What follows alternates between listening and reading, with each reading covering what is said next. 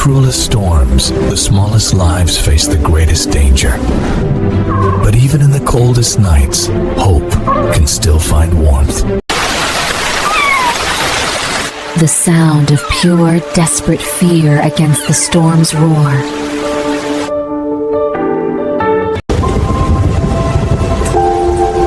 A flicker of light.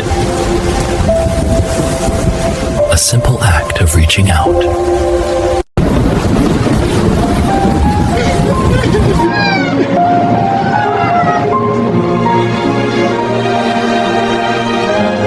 Simply, the choice: remain cold and afraid, or surrender to the promise of safety.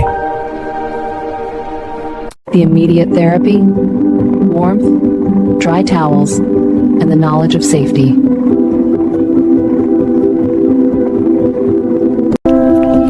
The first true hunger, satisfied by the first true security.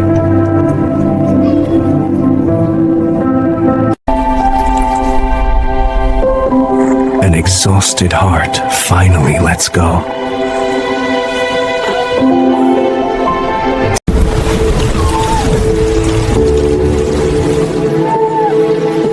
Every rescue story needs a happy ending. Will you be the next chapter?